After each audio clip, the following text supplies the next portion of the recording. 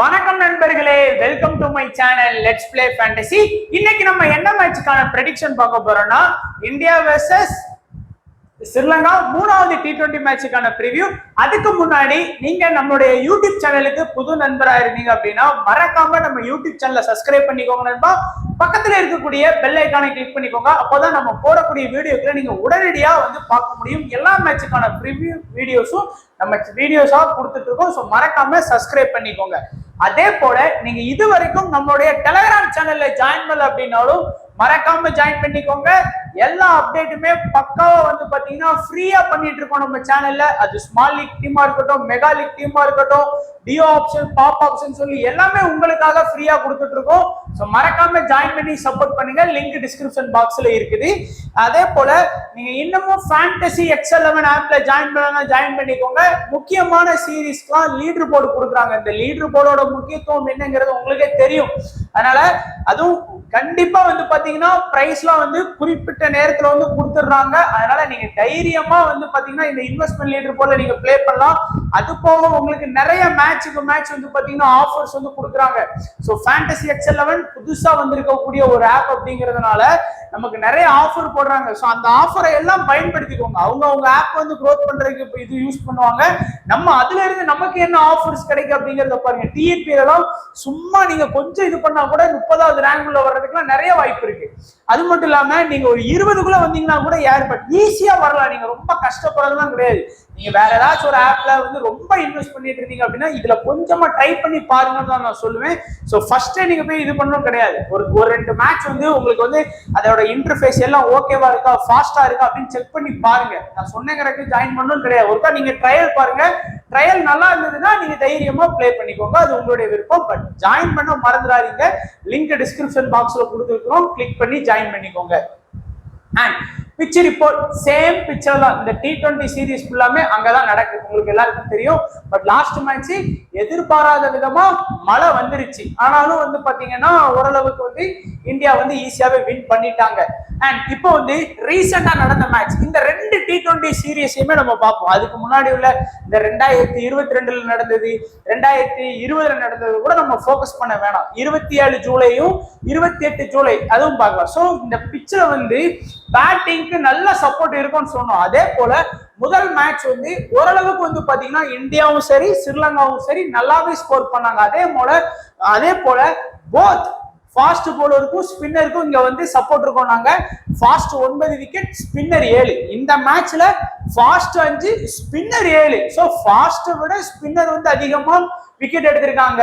இங்கேயும் 2 விக்கெட் தான் டிஃபரன்ஸ். இந்த மேட்ச்லயும் 2 விக்கெட் தான் ஃபாஸ்ட்டுக்கும் ஸ்பின்னருக்கும் டிஃபரன்ஸ். டோட்டலா 14 விக்கெட். 2 மேட்ச்ல 14 விக்கெட் ஃபாஸ்ட் எடுத்திருக்காங்க, 14 விக்கெட் ஸ்பின்னர். அப்போ அவங்க சொன்னது போல கரெக்டா தான் இருக்கு. ஃபாஸ்ட்டுக்கும் ஸ்பின்னருக்கும் ஈக்குவலா தான் சப்போர்ட் கிடைக்குது. அதே மாதிரி பேட்டிங் நல்லாவே ஸ்கோர் பண்றாங்க. என்னதான் ஸ்ரீலங்கா இந்தியா பவுலிங் அடிச்சாலும் ஒரு 160+ அடிக்கிறது அப்படிங்கிறது உண்மையிலே ஒரு நல்ல ஸ்கோர் தான். அதுவும் இந்தியா மழை பெஞ்சதுனால அந்த டக்கோஸ்மித் அந்த மெத்தட்னால ஈஸியா பாத்தீங்கன்னா வின் பண்ணிட்டாங்க. டிஎல்ஆர் முறையில அவங்க 7 விக்கெட் வித்தியாசத்துல வின் பண்ணிட்டாங்க. டார்கெட் 78 ரன் தான் கொடுத்தாங்க. பட் 81 ரன் அடிச்சு வின் பண்ணிட்டாங்க. இருந்தாலும் 3 விக்கெட் விட்டாங்க. ஒருவேளை ஃபுல் மேட்ச் ஆடி இருக்கணும் அப்படின்னா மேபி ஸ்ரீலங்காவுக்கு சான்ஸ் கிடைச்சிருக்குமோ அப்படிங்கிற மாதிரி தான் தோணுது. ஏன்னா டப்புன்னு ஒரு 2-3 விக்கெட் எடுத்த உடனே கொஞ்சம் மேட்ச்குள்ள வர்ற மாதிரி வந்தாங்க. அதுக்குள்ள பாத்தீங்கன்னா மேட்ச் இந்தியா பினிஷ் பண்ணிட்டாங்க அப்படின்னு தான் நம்ம சொல்லணும். அண்ட் ஓவராலா 24 மேட்ச்ல 13 பேட்டிங் ஃபர்ஸ்ட், 9 பேட்டிங் செகண்ட். இந்த சீசன்லயும் ஒரு மேட்ச் பேட்டிங் ஃபர்ஸ்ட், ஒரு இது பேட்டிங் செகண்ட் அந்த மாதிரி தான் போயிட்டு இருக்கு. அண்ட் ஸ்கோர் வைஸா 0ல இருந்து 150 11 இன்னிங்ஸ், 150 169 11 இன்னிங்ஸ், 70 89 13 இன்னிங்ஸ், 190+ தான் இருக்கலே ஹையஸ்ட் 13 இன்னிங்ஸ் ஆடி இருக்கிறாங்க. High score Australia, low score India 81க்கு 3 விக்கெட் பேருக்கு. லாஸ்ட் மேட்ச் தான் இருக்கலே அந்த என்னதான் இருந்தாலும் அது ஒரு லோ ஸ்கோரா தான் இருந்தது. அதுக்கு முன்னாடி கூட 88 இருந்தது. இப்போ இந்தியாவுக்கும் ஸ்ரீலங்காவுக்குமான ப்ரெடிக்ஷன் பார்த்துடலாம். ஃபர்ஸ்ட் மேட்சுக்கான டீம் ஆவரேஜான வின்னிங் நம்ம டீம். ரெண்டாவது மேட்ச் அல்ட்ரா கிளீன்ஷிப் அடிச்சா. இதுக்கு காரணம் நம்ம பார்த்த போல ப்ரிவியூல பார்த்ததுதான். ஸோ ஃபிளாப் ஆகக்கூடிய பிளேயர்ஸ், ஒரு சில பிளேயர்ஸ் ஃபிளாப் ஆனாங்க, ஒரு சில பிளேயர்ஸ் ஆவரேஜா ஸ்கோர் பண்ணாங்க. இந்த கேம் சேஞ்சர் ஆப்ஷன்ல பார்த்த பிளேயர்ஸும் நல்லா பெர்ஃபார்ம் பண்ணி நமக்கு நல்லாவே பாயிண்ட்ஸ் வாங்கி கொடுத்தாங்க. செகண்ட் மேட்ச் நம்மளுடைய small league team ultra clean sheet point தான். நீங்க நம்மளோட டீம் யூஸ் பண்ணிருந்தீங்கன்னா உங்களுக்கு தெரிஞ்சிருக்கும். கேப்டன் வைஸ் கேப்டனும் பெர்ஃபெக்டா நம்ம வந்து போட்டிருந்தோம். நிறைய பேர் வந்து சூர்யாவை ட்ரை பண்ணாங்க, பட் அவர் டக்ல போனதால மைனஸ் ஆயிருச்சு அவங்களுக்குலாம். நமக்கு வந்து ஹார்திக் வந்து சேஃபா போட்டோம், பிளஸ் ஆயிருச்சு. அதே போல ரியன் பராக் ஃபிளாப் ஓவர்னு சொன்னோம். அதே மாதிரி 4 ஓவர் போலிங் பண்ணி கூட அவரால் விக்கெட் எடுக்க முடியல இந்த மேட்ச்ல. சோ இந்தியாவை பொறுத்த வரைக்கும் லாஸ்ட் மேட்ச் வந்து சாம்சனை உள்ள கொண்டு வந்தாங்க. ஜாய்ஸ்வால் வந்து ஏற்கனவே ஆடினது போலதான். சாம்சன் சேட்டானை பொறுத்த வரைக்கும் அவருக்கே எப்பயாச்சும் ஆடிக்கு ஒரு நாள் அமாவாசைக்கு ஒரு நாள் தான் இந்தியா டீம்ல பிளேயிங் லெவல்ல இறங்குறதுக்கான வாய்ப்பு கொடுப்பாங்க. ஆனா அன்னைக்கு பார்த்து சேட்டான என்ன பண்ணுவாரு, டக் அவுட் ஆயிடுவாரு, இல்லைன்னா ஒரு 10 ரன்னுக்குள்ள அவுட் ஆகி போயிடுவாரு. பிறகு என்ன பண்ணுவாரு, ஒரு 3 வருஷம் ஐபிஎல் நல்லா வெறித்தனமா ஆடுவாரு, கஷ்டப்பட்டு ஆடுவாரு, எல்லா மேட்ச் நல்லா ஆடுவாரு. அதுக்கப்புறம் கஷ்டப்பட்டு ஒரு 3 வருஷம் கழிச்சு பிளேயிங் லெவல்ல வருவாரு. வந்த முதல் மேட்ச வந்து பாத்தீங்கன்னா இந்த மாதிரி டக் அவுட் ஆகி போயிடுவாரு. அடுத்த ஒரு 2 வருஷம் மறுபடியும். இதுதான் சேட்டானோட வேலை எப்பவுமே. ஆனா அவரையும் குறை சொல்லக்கூடாது. 10ல ஒரு 2-3 மேட்ச் ஆச்சு சான்ஸ் கொடுக்கணும். ஆனா அவங்க வந்து நம்ம ஆளுக்கு வாய்ப்பே கொடுக்கறது ஏதாவது ஒரு மேட்ச் கொடுப்பாங்க. அதுலயும் சேட்டானுக்கு நம்மளை மாதிரி ராசி கட்டு பிறந்தவர் நினைக்கிறேன், அந்த மாதிரி அவுட் ஆகி போறாரு. லாஸ்ட் மேட்ச் வந்து பாத்தீங்கன்னா டக்கு. பொதுவா சஞ்சு எனக்கு பிடிக்கும், அதனாலதான் இந்த மாதிரி நான் சொல்றேன். ஸோ ஒரு நல்ல மேட்ச் ஆடி நல்லா இதானா நல்லா இருக்கும் அப்படிங்கிறது எல்லாருக்குமே ஆசை இருக்கும். சஞ்சு சாம்சனை பிடிக்காத கிரிக்கெட் ஃபேன்ஸே இருக்க மாட்டீங்கன்னு நினைக்கிறேன். ஸோ அதனாலதான் சொன்னேன். பட் நம்ம 2 ஓபனர்ஸை பொறுத்த வரைக்கும் சாம்சன், ஜாய்ஸ்வால், இதுல வந்து நீங்க பார்த்தாலே தெரியும் ஜாய்ஸ்வால் வந்து கன்சிஸ்டன்சியா அந்த பவர் பிளேலயே வந்து பாத்தீங்கன்னா அவர் வந்து ஸ்கோர் பண்ணிடுறாரு. ஜாய்ஸ்வாலை பொறுத்த வரைக்கும் 20 ஓவர் ஆடணும், 10 ஓவர் ஆடணும் அப்படிலாம் கிடையாது. குறையாம ஒரு 3 ஓவர் அவர் வந்து அந்த 3 to 4 ஓவர் வந்து உள்ள இருந்தாலே போதும். அவருக்கு நினைச்ச அந்த 20, 30, 40 அந்த ரன்னை வந்து ஸ்கோர் பண்ணிடுவாரு. குறையாம நீங்க வந்து ஜாய்ஸ்வால்ட்ட இருந்து ஒரு 25ல இருந்து 35 ரன் எதிர்பார்க்கலாம். மினிமம் ஒரு 30 ஃபேண்டசி பாயிண்ட் நீங்க எதிர்பார்க்கலாம். என்ன பொறுத்த வரைக்கும் இன்னைக்கு சஞ்சு ஒருவேளை பிளேயிங் லெவல்ல இருந்தாருன்னா, ஏன்னா சுப்மன் கில்ல கொண்டு வரதுக்கும் வாய்ப்பு இருக்கு, இல்லைன்னா ஜாய்ஸ்வால் வெளியே போயிட்டு சஞ்சு சாம்சன், கில்லு இந்த 2 பேர் ஓப்பனிங் ஆடுற கூட வாய்ப்பு இருக்கு. ஏன்னா கம்பீரை பத்தி நமக்கு தெரியாது. ஒரு இன்டர்நேஷனல்ல இப்பதான் ஒரு கோச்சா இருக்காரு. அவர் வந்து நிறைய அதிரடி மாற்றங்கள்லாம் கொண்டு வராரு. அதனால கொஞ்சம் நம்ம வந்து கவனமா தான் இருக்கணும். சும்மா ஏனதானலாம் டீம் செட் பண்ண முடியாது. இவர் தான் ஆடுவார்னு ஸ்வேரா சொல்ல முடியாதனால கில்லு கூட உள்ள வரலாம்.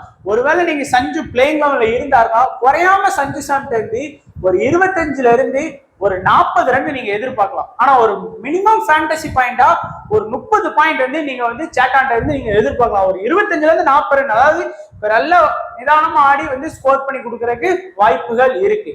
சூரியகுமார் யாதவ் வந்து பாத்தீங்கன்னா லாஸ்ட் மேட்ச் வந்து ஓரளவுக்கு ஸ்கோர் பண்ணாரே தவிர, ஆனா ஃபர்ஸ்ட் மேட்ச் மாதிரிலாம் அவரால் ஸ்கோர் பண்ண முடியல. பெருசா வந்து அவரால் ஸ்கோர் பண்ண முடியல. ஒரு 58 ரன் ஃபர்ஸ்ட் மேட்ச்ல, 2ஆம் மேட்ச்ல 26 ரன் தான் ஸ்கோர் பண்ணி கொடுத்தாரு. பட் ஃபர்ஸ்ட் மேட்ச் வந்து கம்பேர் பண்ணும்போது கம்மி தான். ஏன்னா இப்ப நீங்க அவர் 26 பாயிண்ட் தான், ஒரு 30 பாயிண்ட் தான் வச்சுக்கோங்க. கேப்டனா போட்டவங்களுக்கு 60 பாயிண்ட் தான் கிடைக்கும். ஆனா நம்ம ஹர்திக்க போட்டதுனால 22 ரன்னுக்கே அந்த ரன்னை ஈக்குவல் பண்ணிட்டாரு. பிளஸ் 2 விக்கெட்டுக்கு 50 பாயிண்ட் இருக்கும்போது ஹர்திக்க கேப்டன் போட்டவங்க வின் பண்ணாங்க லாஸ்ட் மேட்ச்ல. அதான் நான் ஃபர்ஸ்ட் சொன்னேன், எப்பவுமே ஆல்ரவுண்டர் சேஃப். ஹர்திக் வந்து நம்ம ஃபர்ஸ்ட் மேட்ச்ல பாயிண்ட் வாங்கி கொடுக்கலையே அப்படின்னு நினைச்சு 2ஆம் மேட்ச்ல நிறைய பேர் வந்து அவரை ட்ரை பண்ணல. ஆனா நம்ம சொன்னோம் மினிமம் ஒரு 60 பாயிண்ட் 50 பாயிண்ட் நீங்க எதிர்பார்க்கணும். அதே போல வந்து பாத்தீங்கன்னா ஹர்திக் வந்து நல்லாவே ஆடி கொடுத்தாரு. ஏன்னா ஹர்திக் மாதிரியான ஆல்ரவுண்டர்ஸ் வந்து தேர்ட் மெயின் ஃபாஸ்ட் போலிங்ல இருக்காங்க. அதாவது பிட்ச் ஸ்பின்னுக்கு சப்போர்ட் பண்ணுது இல்லைன்னு நம்ம சொல்லலாம். ஆனாலும் வந்து பாத்தீங்கன்னா அந்த 3வது ஃபாஸ்ட் திடீர்னு பிட்ச் வந்து ஃபாஸ்ட்டுக்கு சப்போர்ட் கிடைச்சிட்டு அப்படின்னா அவங்க தான் பவுல் பண்ணி ஆகணும். அதேதான் ஃபர்ஸ்ட் T20 மேட்ச்ல நீங்க பார்த்திருப்பீங்க, ஸ்ரீலங்காவுக்கு வந்து பாத்தீங்கன்னா ஃபாஸ்ட் சப்போர்ட் பண்ணிச்சு. அதே இந்தியாவுக்கு வந்து ஸ்பின்னர்ஸ் சப்போர்ட் கிடைச்சது. 10 ரன்னா 4 விக்கெட் எடுத்தார். அப்படிங்கும் போது எல்லாருக்கும் எல்லாரும் செட் ஆகும்னு சொல்ல முடியாது. அதனால இன்னைக்கு வந்து ஹர்திக் 3வது மெயின் ஃபாஸ்ட் போலிங் ஆப்ஷன்ல இருக்காரு.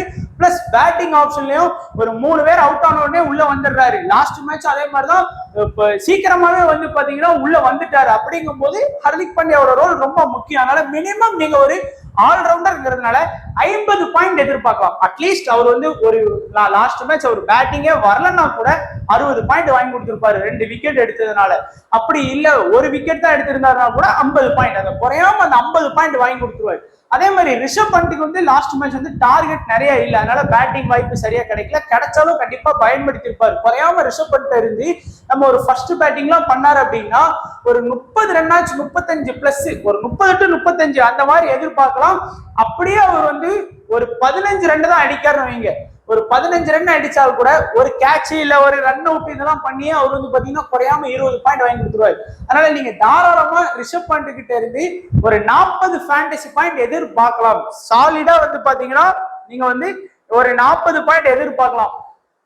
அந்த லெவலுக்கு அவருக்கு வந்து அந்த டபுள் ஆப்ஷன் எல்லாமே இருக்கு. ஏன்னா விக்கெட் கீப்பர்ல வந்து வந்துடுறாரு. அதுக்கப்புறம் ஒருவேளை சஞ்சு சாம்சன் இல்ல ஒருவேளை ரிஷப் பண்ட கூட வெளியே வச்சுட்டு சஞ்சு விக்கெட் கீப்பரா போட்டு எப்படி வேணாலும் பிளேயிங் 11 மாத்தலாம்பா. அதனால கொஞ்சம் கவனமாவே இருந்துக்கோங்க. அடுத்து வந்து ரியன் பராக் ரிங்கு. நான் ரிங்குவை பத்தி ஏற்கனவே சொல்லியிருக்கேன். அவருக்கு பேட்டிங் வாய்ப்புங்கிறதே கிடைக்காது. பொதுவா ஏதாச்சும் இப்போ ஒரு 3 T20 சீரீஸ் இருக்கு ஸ்ரீலங்கால அப்படின்னா அவருக்கு பேட்டிங் சான்ஸ் கிடைக்கிறதே ஒரு மேட்ச் தான் கிடைக்கும். அப்படியே கிடைச்சாலும் அந்த 18வது ஓவர் 19 இந்த 2 ஓவர் வேணா கிடைக்கும் அதிகபட்சம். லாஸ்ட் ஒரு அதிகபட்சம் ஒரு 18 பால் லாஸ்ட் ஒரு 3 ஓவர் ஆடுற மாதிரி தான் வந்து பாத்தீங்கன்னா அவரோட கிடைக்கும். அதுலயும் ஆப்போனன்ட் 2-3 பால் அடி ஒவ்வொரு ஓவர்ல ஃபேஸ் பண்ணிட்டாங்கனாலும் முடிஞ்சு போச்சு. ரிங்குவால பெரிய ஸ்கோர் பண்ண முடியாது. எப்போ ரிங்குவோட ரோல் வந்து பயங்கரமா இருக்கும்னு பாத்தீங்கன்னா டாப் ஆர்டர்ஸ்ல இருந்து மிடில் ஆர்டர்ஸ் வரைக்கும் ஒரு சஞ்சு, ஒரு ஜாய்ஸ்வால், சூர்யா, ரிஷப் பண்ட்லாம் டப்புன்னு விக்கெட் விட்டாங்க. ஒரு 5 ஓவருக்கு அந்த பவர் பிளே 6 ஓவருக்கு விட்டாங்க அப்படின்னா தான் ரிங்குக்கான பேட்டிங்கே கிடைக்கும். அப்பதான் அவரை ப்ரூவ் பண்ணிக்க முடியும். இல்லைன்னா ரிங்கு வந்து வேஸ்ட். அதே போல நான் லாஸ்ட் மேட்ச்ல சொன்னேன் ரியன் பராக்கும் வந்து அந்த அளவுக்கு பவுலிங் ஆப்ஷன் இருக்கு. ஏன்னா அவர் தான் தேர்ட் மெயின் ஸ்பின்னர் ஆப்ஷன்ல வர்றாரு. மேபி இந்த மேட்ச் பிளேயிங் 11ல கூட இருக்கிறது கொஞ்சம் கடினம் அப்படிங்கிறது தான் தோணுது எனக்கு. ஏன்னா வேற ஏதாச்சும் ஒரு ஸ்பின்னர் ஆப்ஷன் உள்ள பிளேயர்ஸ் வந்து எடுக்கலாம். இல்லைன்னா சிவம் துபையை கூட எடுக்கலாம். ஏன்னா ஆல்ரெடி 2 T20 வின் பண்ணிட்டாங்க. அப்படிங்கும் போது 3வது T20க்கு என்ன மாதிரியான இது பாக்குறாங்க அப்படின்னு தெரியல. பட் கம்பீரை பொறுத்த வரைக்கும் வின்னிங் டீமை மாட்டவே மாட்டாரு. கடைசி வரைக்கும் அதே தான் வைப்பாரு. நீங்க பாத்தீங்கன்னா லைக் கேகேஆர் கூட பாருங்க அப்படியே இருக்கும். From first match Sunil Naren opening, அதுக்கப்புறம் பிலிப் சால்ட் வந்து ஓப்பனிங், அது அப்படி ரகுவன்ஜி, அப்படி ஸ்ரேயஸ் ஐயர், அப்படி வரிசையா வச்சிருப்பாரு. அதை எந்த ஒரு சேஞ்சுமே பண்ணதில்லை. அதே போல இங்கேயும் பண்றாரா இல்லையாங்கிறது நமக்கு தெரியல. அது அவரை பொறுத்த வரைக்கும் அட்லீஸ்ட் அவரோட ஒரு ஃபுல் சீரீஸ் நம்ம பார்த்தாதான் நமக்கு தெரியும். ஸோ பேட்டிங் லைனப் அப்படின்னு பாத்தீங்கன்னாலே சொன்ன மாதிரி 7 பேட்டிங் லைனப் வச்சிருக்காங்க. இதுல வந்து நம்ம சொன்ன மாதிரி ஹர்திக் பாண்டியாவுக்கு வந்து டபுள் ஆப்ஷன் இருக்கு, ரிஷப் பண்ட்டுக்கு இருக்கு, அப்புறம் சூர்யா வந்து கேப்டன் அப்படிங்கிறதுனால எப்படி பார்த்தாலும் ஒரு 20 அந்த மாதிரி அடிச்சாருனா கூட வந்து பாத்தீங்கன்னா ஒரு 30 மினிமம் பிளஸ் வந்துடுறாரு. அப்படிங்கும் போது அவரை கூட நீங்க ட்ரை பண்ணலாம். அண்ட் ஜாய்ஸ்வால், இந்த 4 பேருமே ரொம்ப முக்கியமான பிளேயர்ஸா இருக்கிறாங்க. ஒரு வேளை சஞ்சு பிளேயிங் 11ல இருந்தாருன்னா ஒரு கேம் சேஞ்சர் ஆப்ஷனா இன்னைக்கு வந்து நீங்க சஞ்சு சாம்சனை கண்டிப்பா யூஸ் பண்ணுங்க. நல்லா ஸ்கோர் பண்ணி கொடுக்கறதுக்கு வாய்ப்புகள் இருக்குது. நீங்க வந்து ரிங்கு எடுக்கணும்னு நினைக்கிறதுக்கு சஞ்சு எடுத்து கூட ஆடலாம். ஏன்னா சஞ்சு ஓப்பனிங் பேட்ஸ்மேன் நல்லாவே ஸ்கோர் பண்ணுவார். அண்ட் பவுலிங் ஆப்ஷன் பாத்தீங்கன்னா இந்தியாவோட இனிஷியல்ல முதல் 4 ஓவர் யார் பவுல் பண்றான்னு பார்த்தோம் அப்படின்னா ஹர்தீப் சிங்கும் முகமது சிராஜும் தான் வந்து இனிஷியல்ல அட்டாக் பண்ணுவாங்க. நமக்கு நல்லாவே தெரிஞ்சதுதான். அதே போல நான் ஏற்கனவே சொல்லியிருக்கேன், சிங்கு வந்து டெத்ல பவுல் பண்ணுவாரு. 2 over starting, 2 over death. So minimum 2 wicket நாங்கள் அவர்கிட்ட இருந்து எதிர்பார்க்கிறோம். லாஸ்ட் மேட்ச் இதே மாதிரி தான் 60 பாயிண்ட் எதிர்பார்த்தோம். அதே மாதிரி சிராஜுக்கு வந்து 30 பாயிண்ட் கணிச்சோம். ஆனால் அது வந்து மிஸ் ஆயிடுச்சு. ஆனா சிராஜுக்கு வந்து ஒரு பெரிய அட்வான்டேஜ் என்னன்னு பாத்தீங்கன்னா அவர் வந்து கன்சிஸ்டன்சியா விக்கெட் எடுத்து கொடுக்கக்கூடிய பிளேயர் கிடையாது. ஆனா எடுத்தாரு அப்படின்னா 4 விக்கெட், ஒரு 4 ஓவர் போலிங் பண்ணி 4 விக்கெட், இல்ல 4 ஓவர் போலிங் பண்ணி 3 விக்கெட், இந்த மாதிரி எல்லாம் எடுத்து கொடுப்பாரு. நீங்க ஏசியா கப் பார்த்திருப்பீங்க, அப்புறம் இந்தியாவில் இன்னொரு மேட்ச் ஆடும்போது பார்த்திருப்பீங்க. அந்த மாதிரி அப்படி எடுக்கக்கூடிய ஒரு டேலண்ட் உள்ள பிளேயர். ஸோ சிராஜ் வந்து இன்னைக்கு வந்து உங்களுக்கு ஒரு கேம் சேஞ்சர். யாரு? சஞ்சு சாம்சன் ஒரு கேம் சேஞ்சர், சிராஜ் வந்து ஒரு கேம் சேஞ்சர். லாஸ்ட் மேட்ச்ல யாருமே பிஷ்னாயை ட்ரை பண்ணல, நம்ம வந்து ட்ரை பண்ணோம். 3 விக்கெட் எடுத்து கொடுத்தாரு. ஏன்னா பிஷ்னாய் வந்து அந்த லெவலுக்கு டேலண்ட் இருக்கு. அண்ட் 2 மெயின் ஸ்பின்னருமே கண்டிப்பா நமக்கு அவசியம் சொன்னோம். மினிமம் 30 பாயிண்ட் வந்து பாத்தீங்கன்னா 2 பிளேயர்ஸ் கிட்ட இருந்துமே நீங்க தாராளமா எதிர்பார்க்கலாம். 2 ஸ்பின்னர் கிட்ட பட் கண்டிப்பா கூட தான் விக்கெட் எடுப்பாங்க தவிர குறைய எடுக்க மாட்டாங்க. பட் இந்த 4 பவுலர்ஸ்ல அக்சர் பட்டேல், பிஷ்னாயி, சிங், இந்த 3 பேரும் தான் எல்லாருமே எடுத்துட்டு வருவாங்க கண்டிப்பா. ஆனா என்ன பொறுத்த வரைக்கும் சிராஜ் அன்னைக்கு கொஞ்சம் கவனமா பாத்துக்கோங்க. மேபி அவர் அதிகபட்சம் வந்து இன்னைக்கு மேட்ச்ல 2 விக்கெட் எடுத்து கொடுக்கறதுக்கு பாசிபிலிட்டி இருக்கு. அந்த இனிஷியல் இந்த 1வது ஓவர் டு 4வது ஓவர்ல அந்த இனிஷியல் கொஞ்சம் அவருக்கு செட் ஆச்சு அப்படின்னா தொடர்ந்து இப்போ 1வது ஓவர் சிராஜ்னு வச்சுக்கோங்க, 3வது ஓவர் சிராஜ், 5வது ஓவரும் சிராஜ் போட்டுருவாரு. அந்த 1வது ஓவர் 3வது ஓவர்ல மினிமம் ஒரு விக்கெட் எடுத்தாருன்னா 5வது ஓவர் வந்து கண்டிப்பா கொடுப்பாங்க, அதுல ஒரு விக்கெட் எடுத்துருவாரு இனிஷியல்லே. அதனால சிராஜை வந்து இன்னைக்கு கொஞ்சம் க்ளோஸா கவனிச்சுக்கோங்க. ஸோ மற்றபடி இந்தியா டீமை பொறுத்த வரைக்கும் கேப்டன் வைஸ் கேப்டன்லாம் யாரெல்லாம் ட்ரை பண்ணலாம்னு பாத்தீங்கன்னா, ஹர்திக் வந்து ஆப்வியஸ்லி கேப்டனா ட்ரை பண்ணுங்க, நம்ம ரிஷப் பண்ட கேப்டனா ட்ரை பண்ணுங்க, அக்சர் பட்டேல கேப்டனா ட்ரை பண்ணுங்க, சிங்க வந்து கேப்டனா ட்ரை பண்ணுங்க. இந்த 4 பேரையுமே கொஞ்சம் உங்களுடைய 3 ஃபார்மேட், ஸ்மால் லீக்கா இருக்கட்டும், கிராண்ட் லீக்கா இருக்கட்டும், மினி லீக்கா இருக்கட்டும், நீங்க ட்ரை பண்ணுங்க. இப்போ நம்ம அந்த 3 ஃபார்மேட்ல வந்து பாத்தீங்கன்னா, முதல் ஃபார்மேட்டான எஸ்எல்ல வந்து யாரெல்லாம் வந்து இம்பார்ட்டன்ஸ் கொடுக்கணும் அப்படின்னு பாத்தீங்கன்னா, ஜாய்ஸ்வல், சூர்யா, ரிஷப் பண்ட், ஹர்திக் பாண்டியா, அக்சர் பட்டேல், பிஷ்னாயி, சிங், இந்த 7 பேரையுமே ஸ்மால் லீக் டீம் அப்படின்னு வரும்போது நீங்க கொஞ்சம் இம்பார்ட்டன்ஸ் கொடுங்க. இந்த மினி கிராண்ட் லீக்ல வந்து பாத்தீங்கன்னா சஞ்சு சாம்சனையும் அந்த முகமது சிராஜ் கேம் சேஞ்சர் ஆப்ஷனா கொடுத்த அந்த பிளேயரை வந்து ட்ரை பண்ணுங்க. மெகா லீக்ல வந்து பாத்தீங்கன்னா ரியன் பரா அண்ட் ரிங்கு சிங்கு வந்து ஃபோக்கஸ் பண்ணுங்க. டோட்டலா 11 பிளேயரையுமே 3 டிஃப்ரெண்டா நம்ம வந்து ட்ரை பண்ணியிருக்கோம். 7 பிளேயர் ஸ்மால் லீக்குக்கு, 2 பிளேயர் வந்து மினி ஸ்மால் லீக்குக்கு, இன்னும் 2 பேர் வந்து பாத்தீங்கன்னா மெகா லீக்கு வந்து கொடுத்துருக்கோம். ஸோ இந்த மாதிரி டிஃபரன்ஷியேட் பண்ணி நீங்க டீம் செட் பண்ணீங்க அப்படின்னா இன்னமும் உங்களுக்கு வந்து ரொம்ப யூஸ்ஃபுல்லா இருக்கும். இப்போ வந்து ஸ்ரீலங்கால வந்து கண்டிப்பா இந்த மேட்ச் வந்து பிளேயிங் லோன் எல்லாம் சேஞ்ச் பண்றதுக்கு வாய்ப்பு இருக்கு. ஏன்னா 2 மேட்ச் தோத்துட்டாங்க, சீரியஸும் லாஸ் ஆயிட்டாங்க அப்படிங்கிறதுனால வாய்ப்புகள் அதிகமாவே இருக்குது. ஸோ லாஸ்ட் மேட்ச் வந்து பாத்தீங்கன்னா 2 ஓபனர்ஸ் குஷால் மெண்டிஸ், நிஷன்கா வந்து அகைன் நல்லாவே ஸ்கோர் பண்ணிட்டாரு. பட் இந்த மேட்சும் நான் வந்து எக்ஸ்பெக்ட் பண்றது ஃபிளாப் தான். பட் ஃபிளாப் ஆனாலும் என்னோட ஃபைனல் டீம்ல வந்து நிஷன்காவை எடுத்தேன். ஏன்னா அவரோட செலக்டட் பெர்சன்டேஜ் பாத்தீங்கன்னா 95% இருக்கு. ஸோ அப்படிங்கும்போது அவரை வந்து நம்ம டிராப் பண்றது அவ்வளவு கூட நல்லது இல்லை. அவர் வந்து ஒருவேளை இந்த மேட்ச் இப்போ வந்து நீங்க ஒரு 3 மெம்பர் லீக் போடுறீங்க, இல்ல ஒரு ஹெட் ஃபார் ஹெட் லீக் ஆடுறீங்கன்னு வச்சுக்கோங்க. உங்க ஆப்போனன்ட் 2 பேர் இருப்பாங்க, இதுல 3 பேர் இருப்பாங்க. 3 பேருமே நிஷன்கா வந்து எடுத்திருப்பாங்க, 2 பேருமே எடுத்திருப்பாங்க. அப்போ நிஷன்கா இந்த மேட்ச்ல 100 அடிச்சாலும் பிரச்சனை இல்லை, டக் அவுட் ஆனாலும் பிரச்சனை இல்லை. ஏன்னா எல்லாருமே எடுத்திருப்பாங்க. அப்படிங்கும்போது சேஃபா போறது பெஸ்ட். பட் என்ன பொறுத்த வரைக்கும் இந்த மேட்ச்ல கண்டிப்பா சிராஜ் கிட்ட இல்ல சிங்கு கிட்ட நிஷன்கா விக்கெட் விடுவார் நினைக்கிறேன். நான் நினைச்சது அந்த விக்கெட்டை வந்து குஷால் மெண்டிஸ் விட்டுட்டாரு. லாஸ்ட் மேட்ச்ல 10 ரன்ல வந்து பாத்தீங்கன்னா மெண்டிஸ் விட்டுட்டாரு. பட் இந்த மேட்ச்ல நிஷன்கா மேபி ஃபிளாப் ஆறதுக்கு நிறைய வாய்ப்புகள் இருக்கு.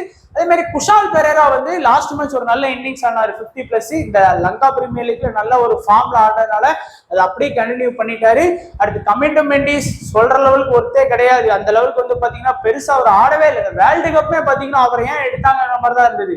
பட் ஒரு கேம் சேஞ்சர் ஆப்ஷன்ல வேணா யூஸ் பண்ணிக்கோங்க. அஸ்லன்கா அவரு வந்து பாத்தீங்கன்னா அந்த T20 வேர்ல்டு கப்புக்கு முன்னாடி இருந்தே அவர் ஒரு ஃபார்ம் அவுட் பிளேயர்ல தான் ஆடுறாரு. பட் இந்த மேட்ச் நீங்க அஸ்லன்கா கிட்ட இருந்து குறையாம ஒரு 30+ ரன், ஒரு 30 ஃபேண்டசி பாயிண்ட் எதிர்பார்க்கலாம். அஸ்லன்காவை கொஞ்சம் ட்ரை பண்ணி பாருங்க. ஷனக்காக்கு என்ன ஆச்சுன்னே தெரியல, 2 மேட்சா தலைவன் டக் அவுட். ஸோ நல்ல வேலை லாஸ்ட் மேட்ச் வந்து நம்ம சனக்காவை எடுக்கவே இல்லை. இருந்தாலும் அவர்கிட்ட இருந்து நல்ல பாயிண்ட் எதிர்பார்க்கிறேன், பட் முடிய மாட்டேங்குது. ஏன்னா இந்த லக்னோ பிரீமியர் லீக் கூட நல்லா ஆண்டாரு. அதுக்கு முன்னாடி நடந்த நம்ம வேர்ல்டு கப்பு கூட ஒரு சில மேட்ச் நல்லாவே பெர்ஃபார்ம் பண்ணி கொடுத்தாரு. நல்ல ஒரு ஆல்ரவுண்டர் தான். லாஸ்ட் மேட்ச் கூட ஒரு ஓவர் பவுலிங் பண்ணார். ஏன்னா ஒரு 6th பவுலிங் ஆப்ஷன்ல இருக்கிறாரு. அப்படிங்கும் போது ஒரு கண்டிப்பா 2ல இருந்து ஒரு 3 ஓவர் பவுல் பண்ணுவார் நினைச்சா இம்பார்ட்டன்ஸ் கொடுத்த மினி கிராண்ட் லீக்லாம். பட் பெருசா அவரால் விக்கெட் எடுக்க முடியல, பேட்டிங்கு கான்ட்ரிபியூட் பண்ண முடியல. ஹசரன்கா லாஸ்ட் மேட்சும் அவரும் அதே மாதிரிதான், பெருசா அவரும் எதுவும் பண்ண முடியல. பட் இருந்தாலும் ஹசரன்காட்ட வந்து ஒரு நல்ல அட்வான்டேஜ் எல்லாம் இருக்கு. ஸோ அதனால அந்த அட்வான்டேஜ் எல்லாம் நம்ம வந்து ஹசரன்கா கிட்ட வந்து கண்டிப்பா நம்ம யூஸ் பண்ணி ஆகணும். ஏன்னா பேட்டிங்கும் பண்ணுவாரு, பவுலிங்கும் பண்ணுவாரு. அப்படிங்கும் போது நம்ம வந்து யூஸ் பண்ணி தான் ஆகணும். ஆனா வன்னிடை பொறுத்த வரைக்கும் பேட்டிங்ல லாஸ்ட் மேட்ச் வந்து ஒரு விக்கெட் எடுத்தாரு. அதுல இதுல மென்ஷன் பண்ணாம இருக்கு, ஒரு ஓவர் பொறுமையா ஒரு விக்கெட் எடுத்தாரு. எப்படி பார்த்தா அந்த ஒரு விக்கெட் எடுக்கும்போது ஒரு 25 பாயிண்ட்னா கூட யாருமே வாங்கி கொடுக்காத மெண்டிஸை விட பாயிண்ட் கூட, நிஷன்கா அவரோட, குஷால் பெரேரா அவர் பாயிண்ட் கூட, இந்த அஸ்லன்கா இவங்க எல்லாரும் எடுத்ததை விட அவர் வந்து ஒரு 25 பாயிண்ட்ங்கிறது நல்ல பாயிண்ட் தான். ஒரு சூர்யா 26 ரன் அடிச்சதை ஹசரன்கா வந்து ஒரு 25 ஒரு விக்கெட் எடுத்து அந்த பாயிண்ட வாங்கி கொடுத்ததுனால ஹசரன்கா எப்பவுமே சேஃப் தான். அடுத்து ரமேஷ் மெண்டிஸ் எடுத்தாங்க, எந்த வாய்ப்புமே கொடுக்கல. ஏன்னா இது கிடையாது. தீக்ஷானா லாஸ்ட் மேட்ச் ஒரு விக்கெட் எடுத்தார். நம்ம கூட கேம் சேஞ்சர் ஆப்ஷன்ல தீக்ஷானாவை ட்ரை பண்ணுங்க, 2 விக்கெட் கிடைக்கும்னு நினைச்சோம். ஆனா 2 ஓவர் போலிங் பண்ணி ஒரு விக்கெட் தான் எடுத்தாரு. பத்திரனா ஃபாஸ்ட் முக்கியமான பவுலர். அடுத்து வந்து அஸ்தா பெர்னாண்டோ நல்ல ஃபார்ம்ல இருக்காரு. பட் விக்கெட் எதுவுமே அவருக்கு வந்து பெருசா கிடைக்கல. பட் நல்ல ஒரு ஓவர் ஃபுல் ஓவர் பவுல் பண்றதுக்கான வாய்ப்பு இருக்கு. இப்ப ஸ்ரீலங்காவை பொறுத்த வரைக்கும் பேட்டிங் ஆப்ஷன் பாத்தீங்கன்னா 6 பேர் வச்சிருக்கிறாங்க. இந்த 6 பேர்ல பொதுவா அந்த எஸ்எல்னு வரும்போது பாத்தீங்க அப்படின்னா எல்லாருமே நிஷன்கா, குஷால் மெண்டிஸ், இந்த ரெண்டு பேருக்கும் இம்பார்ட்டன்ஸ் வந்து அதிகமா கொடுப்பாங்க. மினி லீக்ல வந்து பாத்தீங்க அப்படின்னா அசலன்காவை ஃபோக்கஸ் பண்ணுங்க, ஷனகாவை ஃபோக்கஸ் பண்ணிக்கோங்க. என்ன பொறுத்த வரைக்கும் அசலன்கா சனகாவை எனக்கு நம்புறேன், பட் பெருசா ஆடி கொடுங்க. பட் குறிப்பா அசலன்கா இன்னைக்கு மேட்ச்ல கொஞ்சம் அந்த 30+ பாயிண்ட் வந்து ஈஸியா ஆடி கொடுத்துருவாருன்னு தோணுது. அதே மாதிரி இந்த பவுலிங் ஆப்ஷனை பொறுத்த வரைக்கும் ஹசரன்கா, பத்திரானா, அசிதா பெர்னாண்டோ இந்த 3 பேரையுமே நீங்க வந்து ஃபோக்கஸ் பண்ணுங்க. ஸ்பின்னுக்கு சப்போர்ட் கிடைக்கும் அப்படின்னு நல்லா மென்ஷன் பண்ணியிருந்தாங்கன்னா நம்ம வந்து தீக்ஷானாக்கு வந்து போகலாம். இப்போ வந்து ஒரு சேஃபான ஸ்மால் லீக் டீம் நீங்க பாத்துக்கோங்க. குஷால் மெண்டிஸ், ரிஷப் பண்டே, சூர்யா, ஜாய்ஸ்வல், பாண்டியா, ஹர்திக், ஹசரங்கா, அக்ஷர் பட்டேல், சிங்கு, பத்திரானா, பிஷ்னாயி, அசிதா பெர்னாண்டோ. இந்த அசிதா பெர்னாண்டோ, குஷால் மெண்டிஸ் இந்த 2 பேரையுமே தாராளமா நீங்க சேஞ்ச் பண்ணிக்கலாம். அசிதா பெர்னாண்டோக்கு பதிலா முகமது சிராஜ் நான் வந்து இன்னைக்கு கேம் சேஞ்சர் ஆப்ஷன்ல கொடுத்துருக்கிறேன், ட்ரை பண்ணி பார்க்கலாம். ஒருவேளை உங்களுக்கு அது கிளிக் ஆச்சுன்னா ஒன் சைடா வின் பண்ணிருவீங்க. அதனால இல்லைன்னா இந்த இடத்துல நிஷங்காவை கூட ட்ரை பண்ணிக்கோங்க, அது உங்களுடைய விருப்பம். கேப்டன் வைஸ் கேப்டன் ஹர்திக்க சேஃபா கேப்டனாவும், வைஸ் கேப்டன் வந்து அசரன்காக ட்ரை பண்ணுங்க. இந்த மேட்ச்ல சிங்கையும் பண்டையும் கொஞ்சம் ஃபோக்கஸ் பண்ணணும்னு நினைக்கிறவங்க ஃபோக்கஸ் பண்ணிக்கோங்க. சிங்கு பண்ட் வந்து மினிமம் 60+ பாயிண்ட் இல்லை 40+ பாயிண்ட் ஆடி கொடுக்குறாங்கன்னு நான் நம்புறேன். அதனால ட்ரை பண்ணி பார்க்கணும்னு ட்ரை பண்ணி பாருங்க. கேம் சேஞ்சரா பிஷ்னாயி, தீக்ஷானா, சிராஜ், ஷனகா. ஸோ இது லாஸ்ட் மேட்ச்ல கொடுத்ததுதான் ஒரு சேஞ்ச் மட்டும் தான் பண்ணியிருக்கோம். ஸோ கண்டிப்பா வீடியோ பிடிக்கும்னு நினைக்கிறேன். வீடியோ பிடிச்சிருந்தா நம்ம நண்பர்கள், நம்ம ஃப்ரெண்ட்ஸ் எல்லாருமே நமக்கு வந்து சப்போர்ட் பண்ணணும்னு நினைச்சீங்கன்னா வீடியோவை மறக்காம ஒரு லைக் மட்டும் பண்ணிருங்க நண்பா. ஸோ மிஸ் பண்ணாம லைக் பண்ணுங்க. உங்களுடைய ஃப்ரெண்ட்ஸ் யாராச்சும் ஃபேண்டசி பிளே பண்ணிட்டு இருந்தாங்க அவங்களுக்கும் நம்ம சேனலோட லிங்க் ஷேர் பண்ணி வீடியோ பார்க்க சொல்லுங்க. ஸோ வீடியோ பார்த்த எல்லா நண்பர்களுக்கும் நன்றி, வணக்கம். தேங்க்ஸ் ஃபார் வாட்சிங் நண்பா.